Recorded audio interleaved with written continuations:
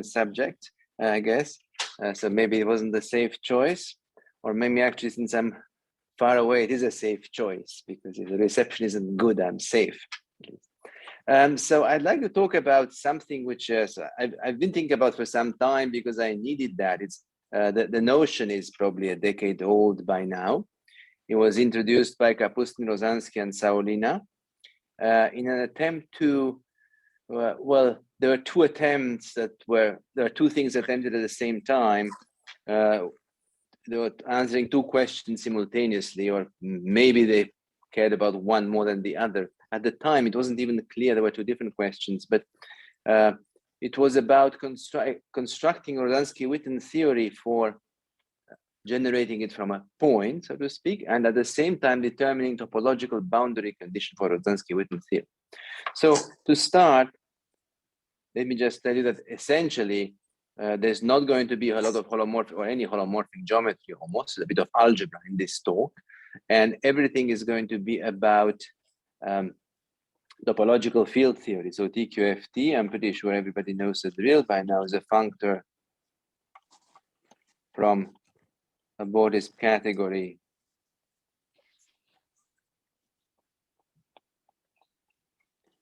and the category could be a higher category. Oops. To a higher category of linear categories, or let's say linear objects. And we're going to care mostly about 3D, although in the background there will be a 4-dimensional theory. So in 3 dimensions, well, if we had closed manifolds, they would go to numbers, but let's say surfaces would go to vector spaces. The circle, let's say circles go to categories, and 3 manifolds would go to linear maps between vector spaces. Then, of course, more generally, surfaces would boundary would go to functors and so on, and points would have to go to something even more categorical, something maybe 2 categories. Or the D point should go to A2 category, the negative oriented point should go to the opposite 2 category. And for 4D, you have to raise by 1. 4D, raise categorical level by 1.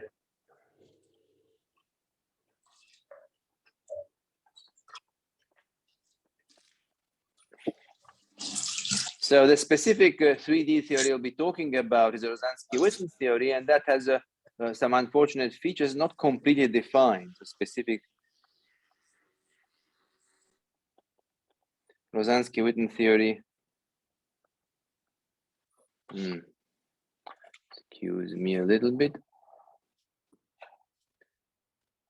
Better.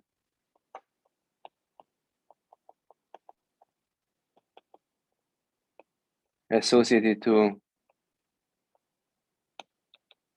a holomorphic symplectic manifold X.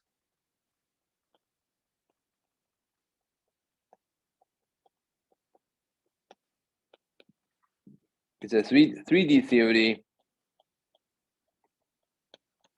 partially defined, meaning it was defined in dimensions 1, 2, and 3, and dimension 3 not quite defined for all manifolds. There's some restrictions of it to make sure you find variance, so 3 partially. And it's even more partially defined if X happens to be non-compact, so even more partial when X is non-compact.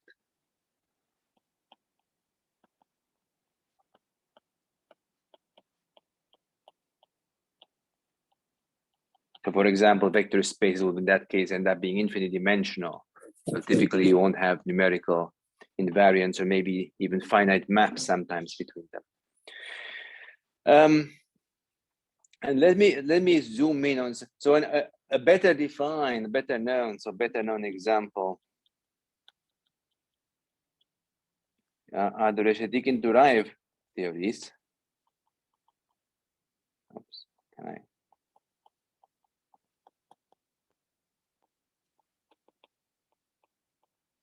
In 3D. Then they are fully defined in dimensions 1, 2, and 3. And the circle in that case goes, so that should say fully defined. And there is one idea I'm going to borrow from their construction that comes in. Fully defined. And S1 goes to a category. In that case, a semi-simple category. But just from geometry reasons alone, this has a Brady tensor structure.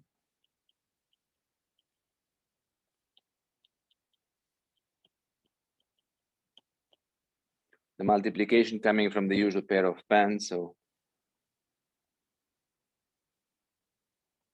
this one gives a map, say C tensor C to C, which is braided. And an important example, it's even ribbon. I'm not maybe not defined what that is. I just mentioned, and that is fully defined, meaning to dimension 3. But what Kapustin and collaborators were after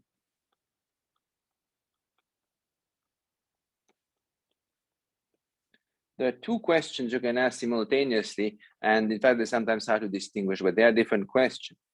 So one,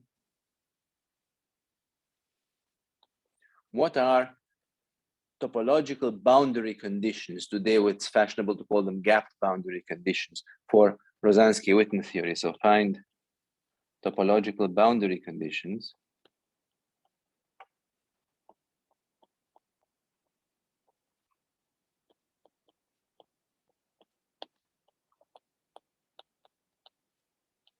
So the way to think of boundary conditions, to introduce them, you can think of a TQFT as an algebra-like thing.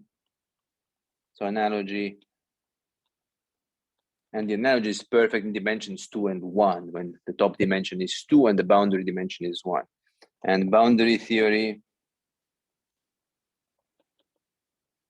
boundary condition is actually boundary data, not a condition, is a module for it.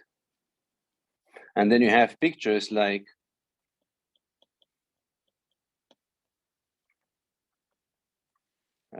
let's have a color for the bulk.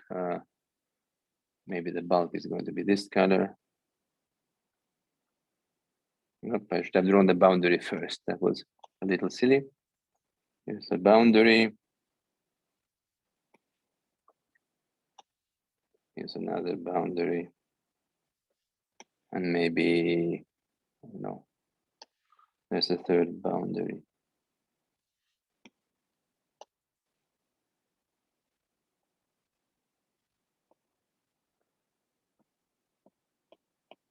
So in 3D,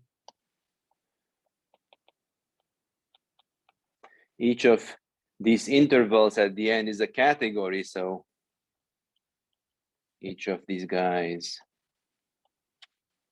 with all the colors is a category.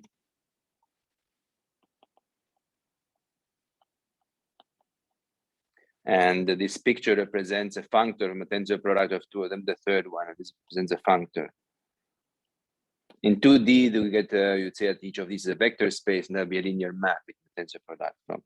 So if this was C1, C2, C3, would have to be C1 tensor C2 to C3. So they're asking in that question, what colors, what can we assign to colors so these pictures make sense? Pictures of manifolds with colored boundary make sense. So what colors, so what colors and algebraic translations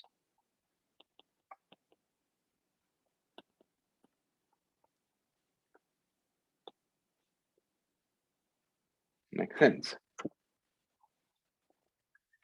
And the second question, which seems question 2, so question 1, was, it seems to be almost the same thing. We'll see it's not exactly the same thing. The second question is, how can we extend Rozanski-Witten theory to to include zero manifolds? Actually, I've already drawn zero manifolds, at least for the colored corners. Can we extend Rozanski-Witten theory down in dimension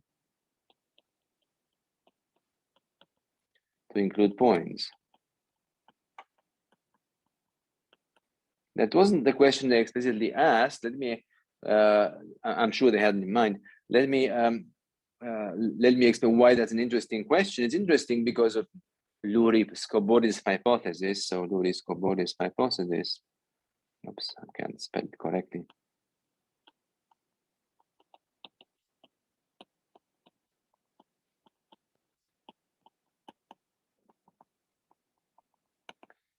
Is that if you define the TQFT for a point, if you assign something to a point, everything else will be reconstructible. So having defined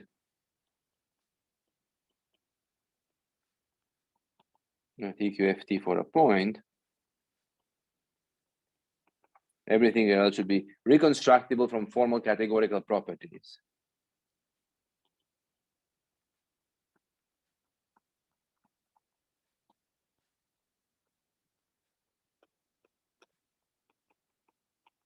From algebra. For any picture, if you break it up any manifold, do handles, but then you can do an algebraic computation, tell you what the manifold computes.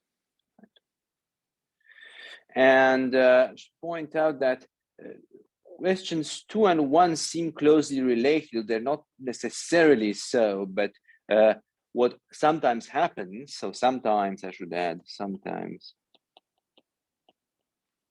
answering question 1 allows you to answer question 2. So sometimes question 1 answers question 2. So for example, any three-dimensional TQFT ought to have two category of topological boundary condition, just on dimensional grounds. That has to be a two-category like thing, just like an algebra would have one category of modules. And you can try to take that two category as a candidate of what's assigned to a point and see if you can regenerate the theory from that. So the two category in this case, two category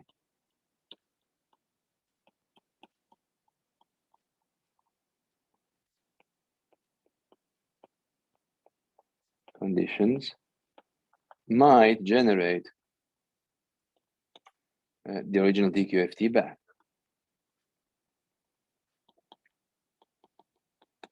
In this case, you would say that the category is generated by its boundary conditions. We kind of know that's not always the case. So some counter examples can be obtained already in lower dimension. It's a bit like asking whether an algebra-like thing is generated by its category of modules. And for an algebra, of course, that's true. But if you think, for example, of a compact complex manifold, which is not algebraic and has very few coherent sheaves, then you will actually have trouble generating the category of coherent sheaves from, actually, that wasn't a good example. Maybe, I think that's actually right. So it's a bit more subtle than I want to go. If you take a compact complex manifold, which is not algebraic, then to generate the category, to define the correct derived category of coherent sheaves, you have to work with complexes of sheaves which are not themselves coherent. So you will not be able to reconstruct the derived category correctly just from looking at coherent sheaves. If you take coherent sheaves and their extensions, you will not compute the correct Dolbeault cohomologies, for example. So there are places where even in dimension 2, this project of reconstructing a theory from its boundary condition fails. In dimension 3, it's known to fail. So I mentioned the Reshetikhin-Turayev theory. So in dimension 3, you can show that so RT theories are constructed. I mentioned that because we'll move to the Rozanski-Witten theory in a second. Are constructed from a modular tensor category. Let's just say a braided tensor category for now.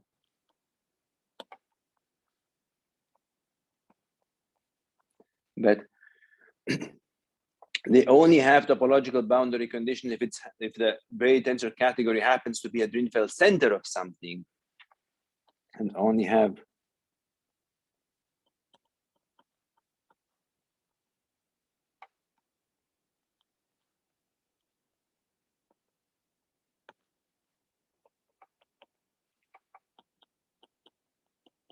is the Drinfeld center of some fusion category. Oops.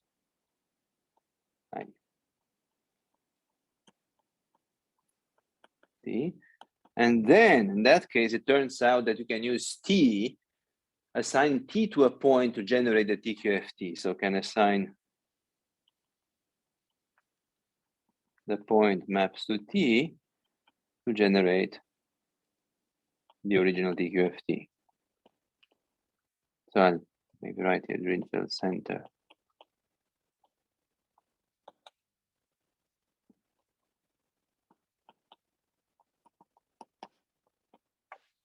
But if that's not the case, you can still have a three-dimensional DQFT, just won't have any topological boundary conditions. I mean, you have to add some assumptions to make this into a precise theorem, but it does exist. There exist versions of that theorem. So these were two questions. I think that they could be closely related. I think Kapustin-Rozanski and Saulina were looking for an answer to question one specifically, and they found a proposal. So I'll describe quickly their proposal. So I'll start with that. So one, the Krs proposal.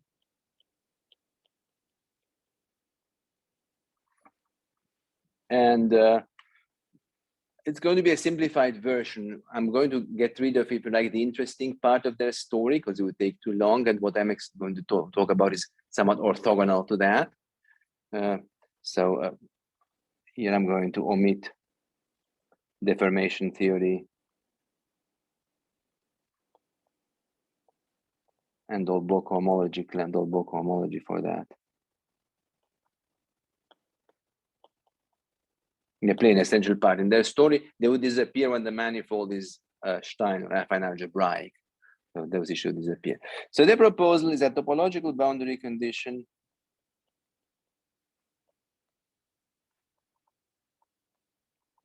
correspond to holomorphic, for the Rozanski-Witten theory of the holomorphic symplectic manifold X, correspond to holomorphic Lagrangians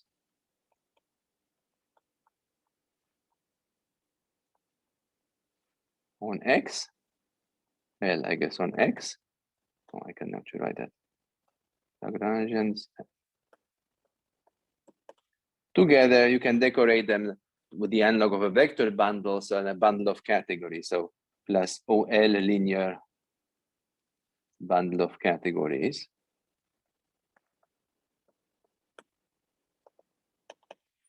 So I mentioned that the boundary theory should form a two categories. So this had better be objects in a two category. So in a two category, home between two things is meant to be a category. So home from L to L prime is meant to be the following.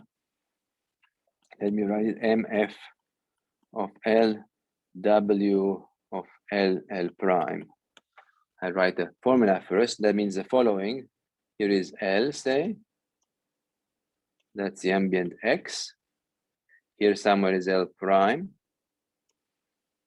Now in the neighborhood of L, and that's where deformation theory would come in if we're talking seriously, you can identify X with a cotangent bundle of L, or rather a disk bundle in the cotangent bundle. So disk bundle in T star L. And inside that disk bundle, L prime, if you're lucky enough, is a graph of the differential of some function. And L prime is in the graph of dW. And W is a function I'm going to consider here, and MF is a category of, it's a derived category of Eisenbad matrix factorization. So let's call it matrix factorization category. All right, so that's what the proposal. And it's very compelling proposal. There are many reasons why this ought to be true. And in fact, you can, given nice enough Lagrangians, you can actually build such boundary conditions. And I think there's been some effort since to make this proposal precise. So efforts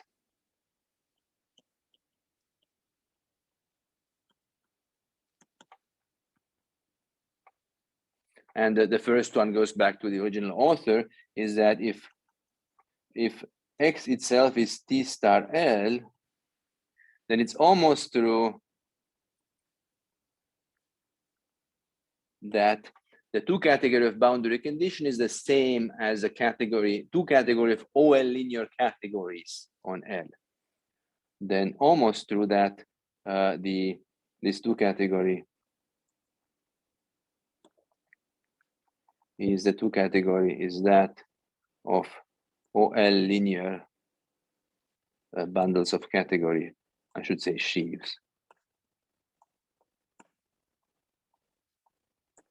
It's almost true because actually what this sees, what I write here just sees a formal neighborhood of a zero section. So exactly right.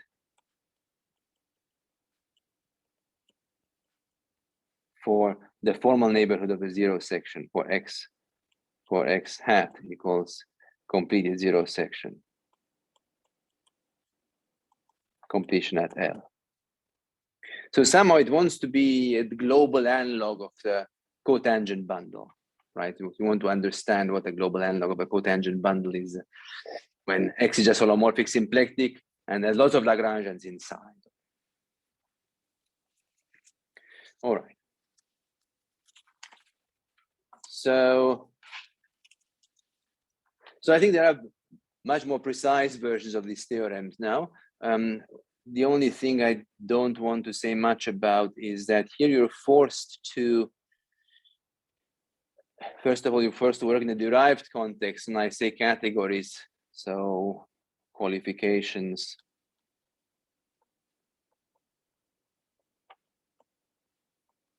You're forced to work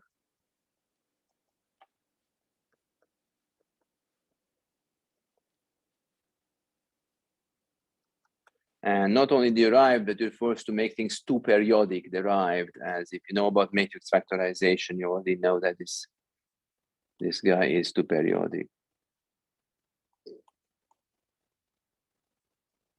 The two periodic triangulate category. Even two periodic,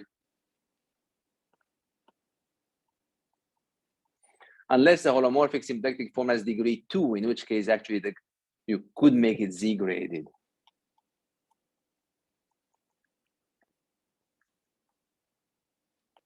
So there would have to be some kind of a graded manifold to begin with.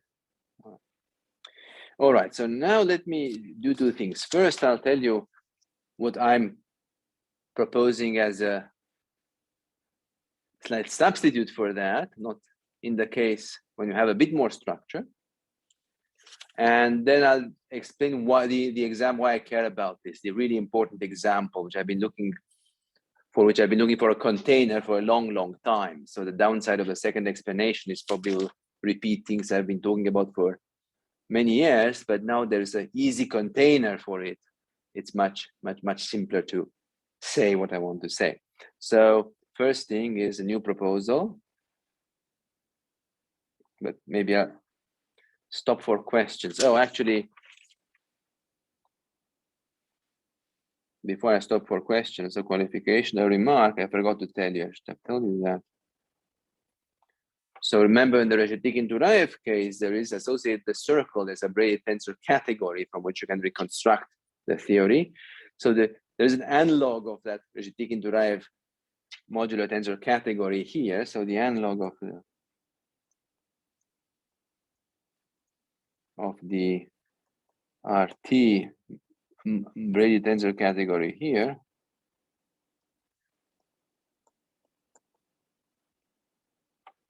is the derived category of coherent sheaves on X with a braided tensor structure that can be constructed from a symplectic form.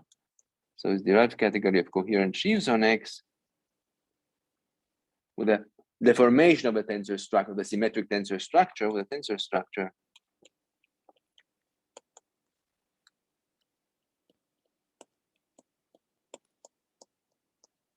constructed from the symplectic form. There's a nice paper a long time ago by Caprano of explaining how that is done. I could spend a minute explaining a little piece of it, a small piece of it, which just with linear algebra, if you take a point in X and you ask in the neighborhood of that point, how do you describe this deformed tensor structure? Then you recall that if you complete the neighborhood, I cannot do much, but if you complete at that point, so X hat modules the derived category, should say, sorry, D of OX hat modules is equivalent by something called Causal Duality, the classical result, to modules over the exterior algebra of the tangent space. So lambda of Tx modules. So these are functions on an odd copy of Tx. So here would have the tensor product, you would have convolution. So if you like, that's the group ring or universal enveloping algebra of the tangent space viewed as an odd group. So group ring of Tx as an odd group, a supergroup, odd vector space. The group in this case. And then omega is a quadratic form. It's a symplectic form, but when you view Tx as odd, it means omega is a quadratic form on Tx. And from that, I'll leave you to think of an exercise is to twist or tweak or twist, if you like, the convolution of modules for this, the usual tensor product of modules, using this quadratic function to get a braiding, to get it to be non-symmetric. So tweak the convolution of modules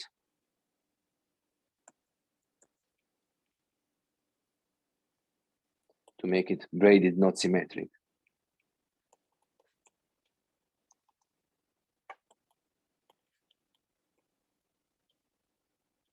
The exercise is easier in the even case. If you start with an even vector space in the quadratic form and look at the skyscraper sheaves on that, multiply them by convolution, then there's a phase you can put into the multiplication coming from a bilinear form, and that gives you the braiding. So that's the analog of the Reshetikhin derived category here. That's the one that's easy to construct. I should have said that because we're going to come back, because the first test of what I'm doing is whether we recover this category. And so here's a new proposal for the KRS2 category. It's just a slight tweak of what they were doing, but it seems to work, meaning we don't have the question of can you define composition of these, can you really define a two category from it, which have become very difficult with the original geometric definition. Like, what are all the objects? What if you have a singular Lagrangian? All these questions that don't have clear answer when you approach the question geometrically. All right, so first of all, it's going to be easy to define algebraically.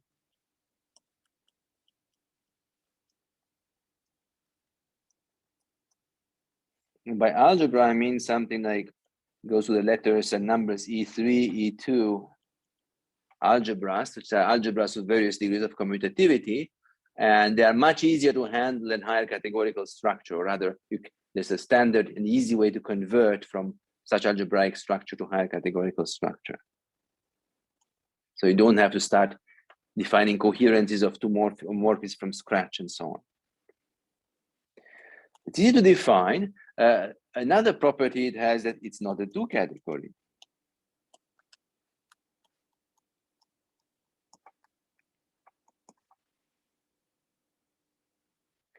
But at the same time, behaves like one in the sense that whenever you want to do computations in it, what you'll actually be doing is almost indistinguishable from what you would be doing if you were working exactly in the category they want, two category they want to describe. So in computations, looks the same as in KRS. So I can replicate that calculus at least.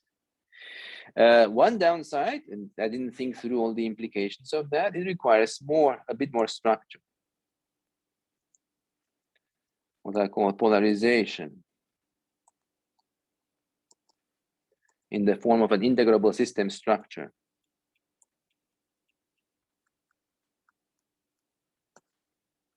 X to a base B. So holomorphic map with Lagrangian fibers, and I even want the fibers to have an abelian group structure for now. I don't think that's necessary actually. I think a holomorphic foliation is enough, but holomorphic Lagrangian foliation is enough, but I haven't thought that through. So with, oops.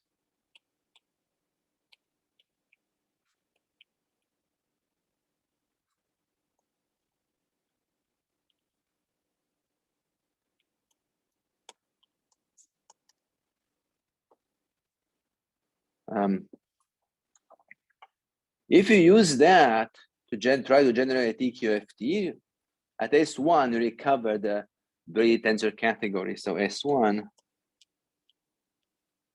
recovers the what should I say, Kapranov et al. Actually goes back to Rozanski and Witten. Braided tensor structure on the derived category of coherent shapes on X.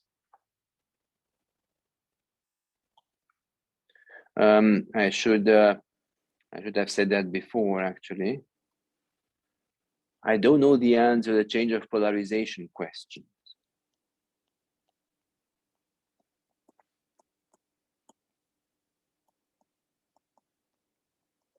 Does it actually matter? If you don't have a polarization, can you still define something? How does it work? That I don't know.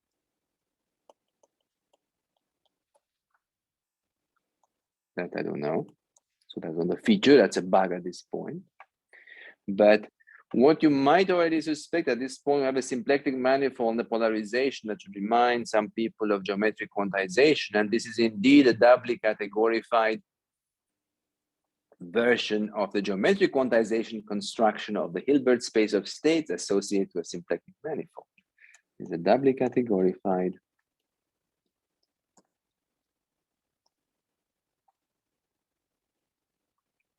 version of the construction of the space of states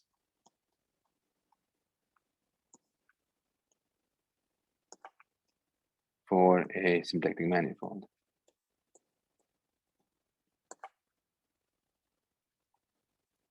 You just have to look at that construction in terms of functions constant along the leaves of the foliation. You have to look at it in a very quirky way to recognize it. But once you do recognize that.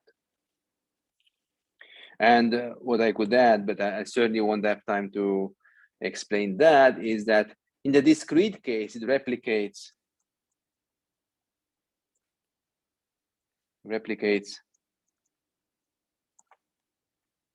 what happens in the Retikin derived theory. In RT theory, for some people call them pointed categories, for group-like BTCs, braided. So these are constructed from a finite abelian group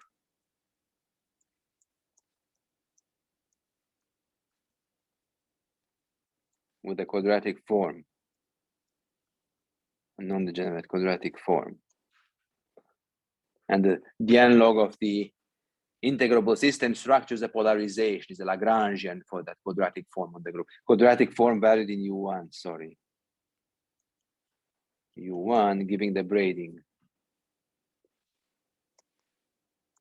That was such a mistake. Let's try.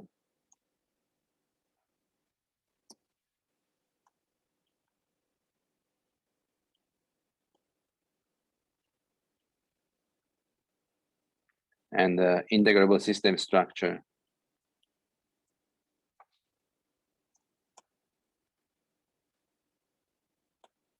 is a Lagrangian subgroup.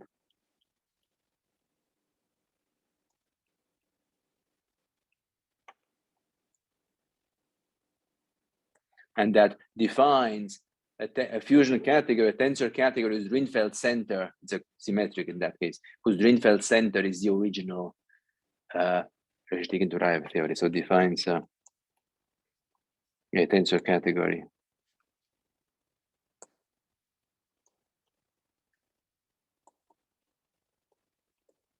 Until center is the original. Now PTC. So think of that maybe as some discrete version of a holomorphic symplectic manifold. You have to have some imagination for it, but the algebra works almost the same way, and the idea actually came from there.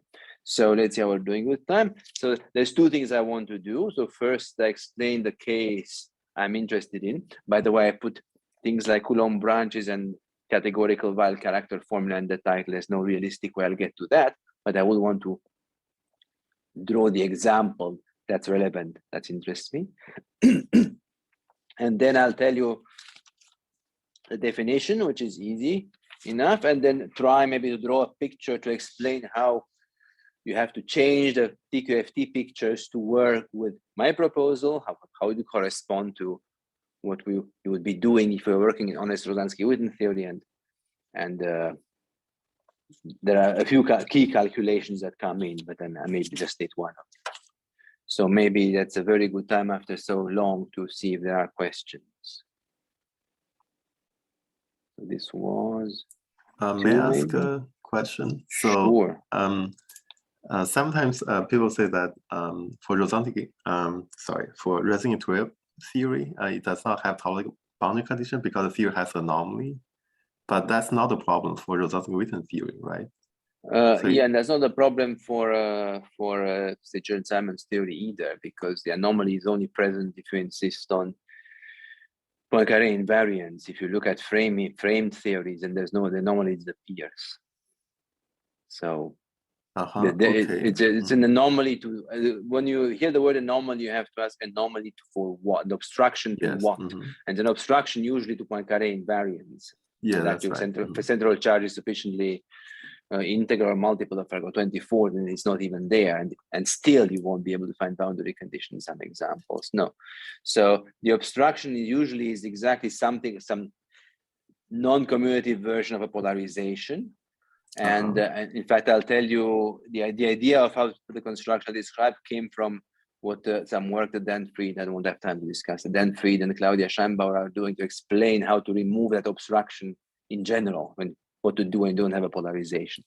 And it goes back to a work of Kevin Walker's, actually. That's where the idea comes from. Yes, I see. Any other questions? So, then are you saying that for Rozanski-Witten theory, there is a similar obstruction? Okay. That's what we are saying, or the situation is different? I think, right. So, I mean, first of all, saying that you put an integrable system structure on is very, very constrains the manifold very strongly. But there is something I remember from calculating. I did not trace it in the new proposal, that the Lagrangians have to carry spin structures for a chance at a coordinate independent definition, for example. I vaguely remember that from calculations. And because somehow not, there was no completely defined candidate for a point, it's hard to decide whether or not there are obstruction, I think. So I don't know the whole history of it, because a lot of people have worked on that. but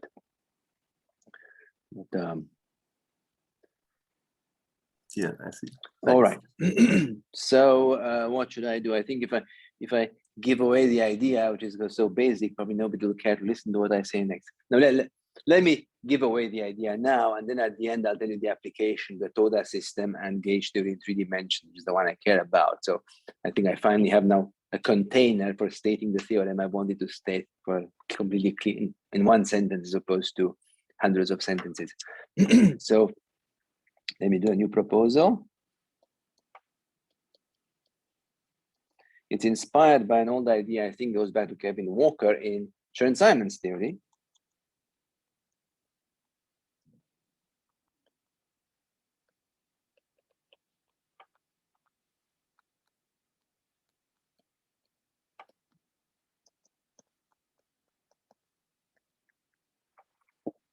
And it has to do exactly what Du asked with the anomaly.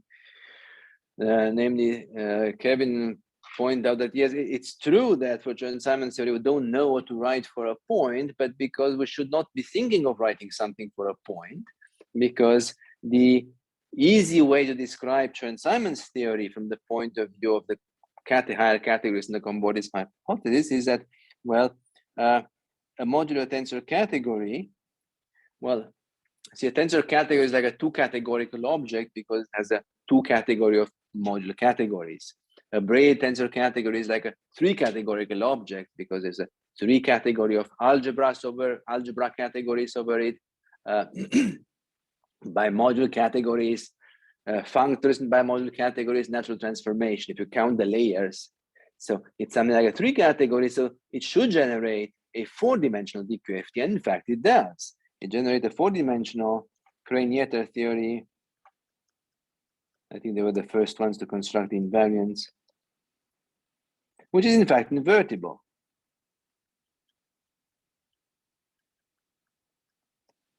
It's even trivial, I think, on framed manifolds, maybe even spin manifolds, I can't remember now. But a modular tensor category in particular is some kind of algebra. It's an algebra object in the category of tensor categories, actually, two categories of tensor categories. It's an algebra object. So is a particular algebra object in tensor categories. And every algebra object has a natural modulo object, namely the algebra viewed as a module over itself. The algebra as a module over itself.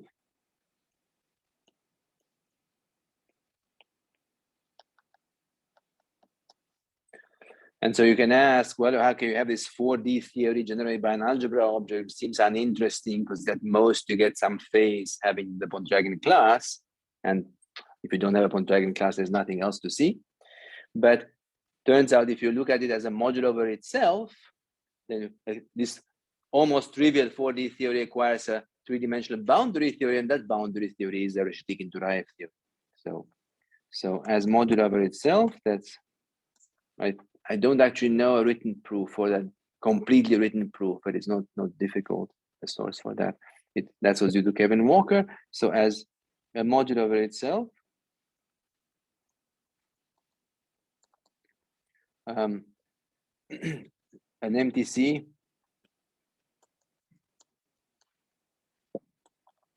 defines Reshetikhin-Turaev theory. I'm spelling things badly here, sorry.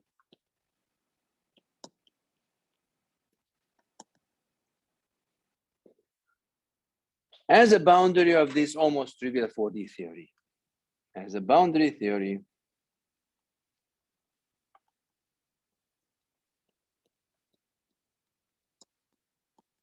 this Kres theory.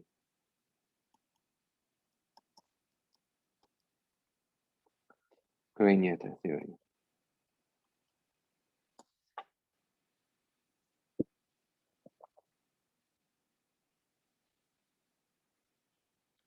So in particular, a calculation that will repeat, I won't actually do it, but so you have the Kres theory in 4D that apply to the disk. And I apply the boundary condition, which is just the same modular tensor category as a boundary condition. So here on the boundary, you put MTC. The bulk of the disk is filled by Kres theorem, exploiting the fact that circle bounds a disk. So now this picture has a meaning. And the meaning of this is again the original MTC, this tautological computation. It computes a category. It's a four-dimensional picture. Sorry, a two-dimensional picture and a four-dimensional theory. It computes a category. This is the original MTC. So for any, the model is for any manifold which is a boundary of something, you can forget about the Kres theory and pretend the Reshetikhin-Turaev theory was a standalone three-dimensional theory. And that explains why I have trouble for a point, because a point doesn't bound anything. So there is no a priori picture going with a point.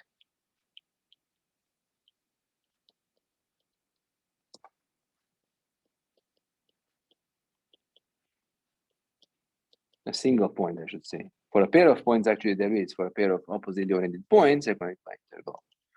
So you cannot make sense of this.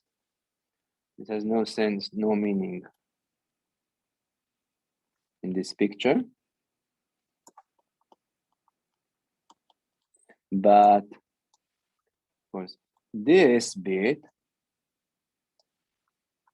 has a meaning. So that's a modular tensor category as a module for itself. This loose end here is where the bulk algebra acts. This has a meaning. I should have given a name to the MTC. So MTC, it's an algebra-like thing. So maybe I'll call it MTCA. So A as module over itself. Let's see.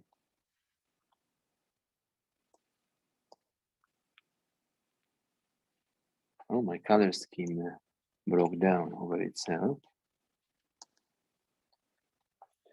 And if you'd like to recover a standalone theory for a point, I mean, you have to kind of get rid of a loose end.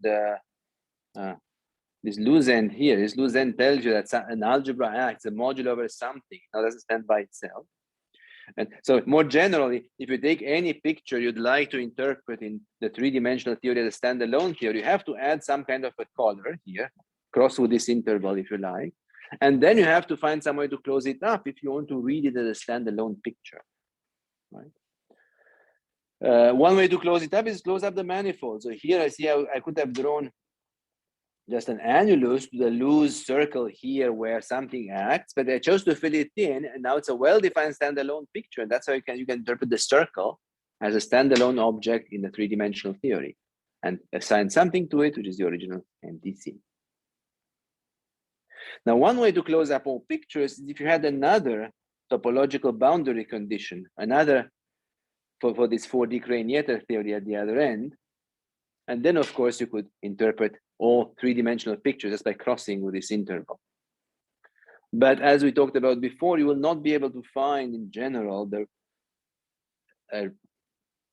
combinatorial in the world of tensor categories, semi-simple tensor categories, and so on, the right kind of boundary condition to be able to make it stand alone. So the obstruction to making it a standalone theory, as Lou said, is this anomaly theory of Crane and Yetter.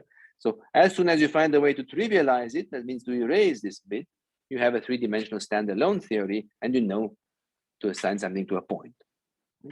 So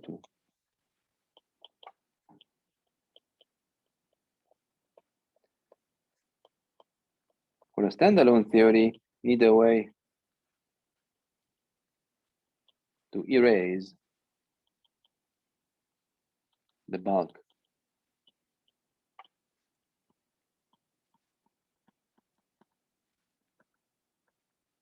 Crane-Yetter theory, or cap the interval with some other boundary condition.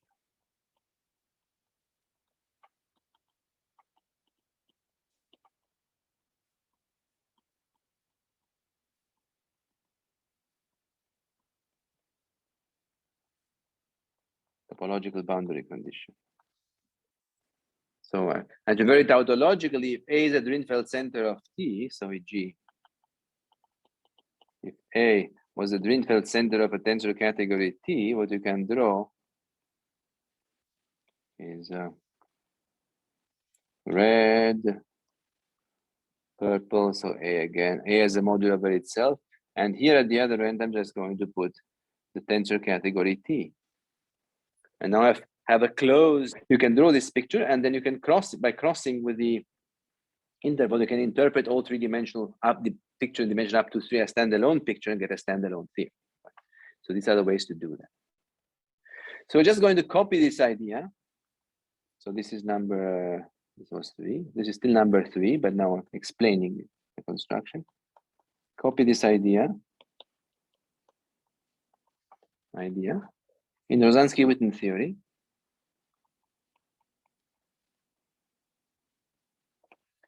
So in my example, to make life easy, I'm going to treat the affine case where instead of a holomorphic symplectic manifold, I'm going to talk about the algebra of functions. So A is the algebra of functions. Otherwise, the sheaf of algebra, structure sheaf on holomorphic symplectic X. And omega is a holomorphic symplectic form. Holomorphic.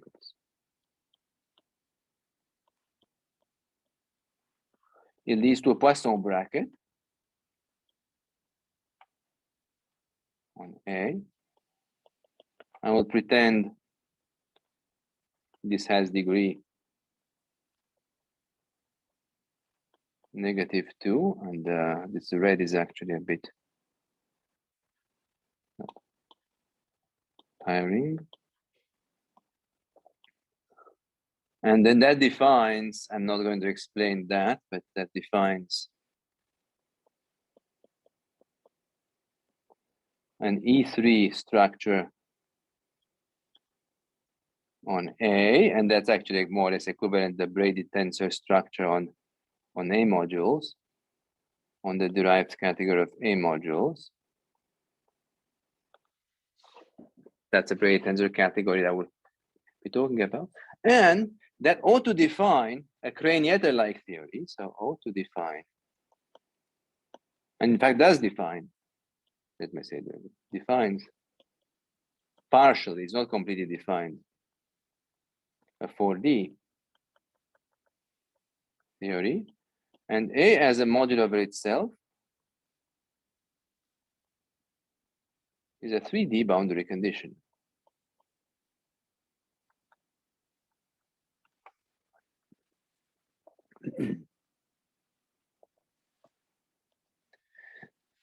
Now, excuse me, the category of A modules forms, say, 3 category because of E3.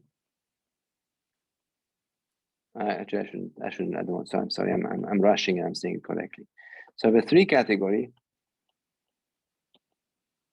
where the objects are E2 algebras compatible with these 3 structure. The morphisms are E1 bialgebras between 2 E3 algebras bialgebras. 2 morphisms are bimodules between bialgebras. And A itself is an object in this 3 category.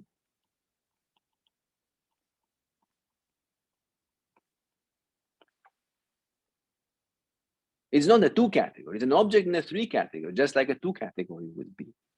And here's the clincher. So fact, the 3 category has a symmetric monoidal structure from the integrable system structure, group law along the fibers.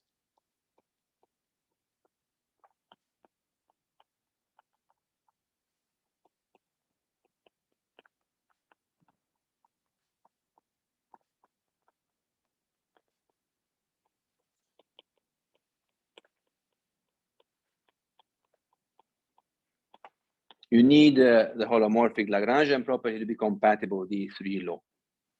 So actually A is an object now in a symmetric monoidal 3 category, so it's capable of generating the 3D TQFT.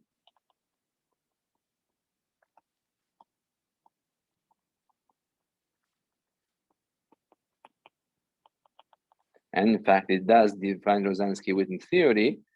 It's only partially defined. So the first thing you check, and I've checked, is that the circle recovers the derived category of A modules with its Brady tensor structure.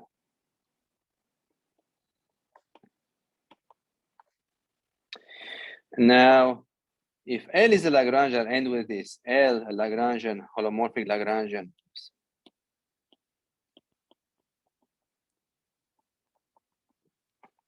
On X, then OL, smooth, I should say,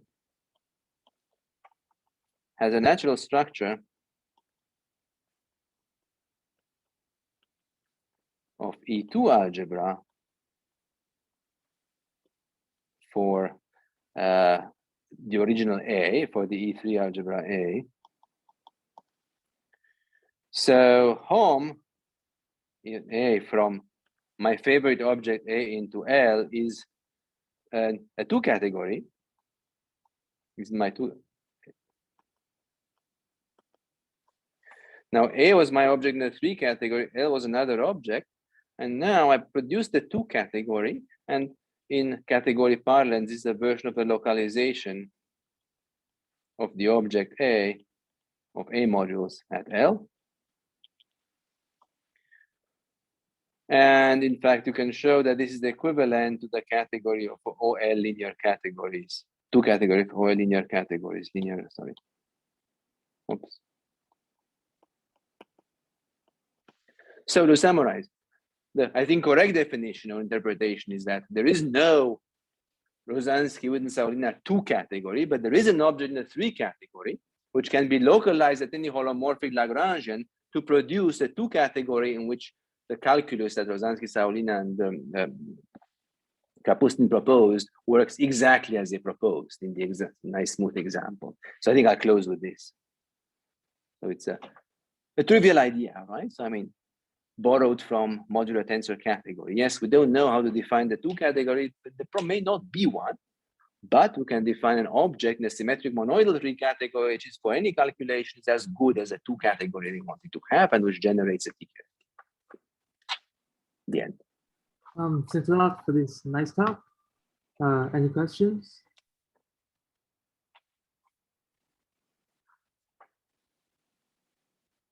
So this integrable structure is needed to get the 4D it's theory needed because, dimensions?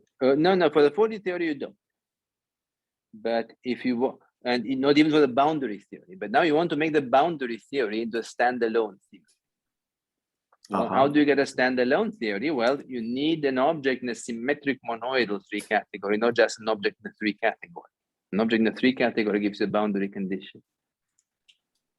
I see. So for general X, one can get a 4D theory. For general X, you get a 4D theory, and unlike the Crane-Yetter case, it's not invertible. It's actually big. It would be almost invertible if you put some kind of integrability condition. I see. Which in the beginning, I thought that somehow this condition comes from the fact that in 4D, like Coulomb branches naturally have integrable structure, but that's correct. That's the application. That's the application. That's right. The application is the Coulomb branches and gauge theory, correct? But some other time. This is more general than gauge this theory. Is to define it. This is just Rozanski-Witten theory at this point. And so the theorem on gauge theory is that a Toda system with its integrable system structure. If you apply this construction, you do get 3-dimensional gauge theory. That's a theorem in that language. If you. Yeah. Okay. So if I take X to be that's a K3, not necessarily elliptic. So where can I find this 4-dimensional theory? Does it appear the 4-dimensional theory? It's simply because you have an E3 a sheaf of E3 algebras, and that generates a partially defined 4D theory.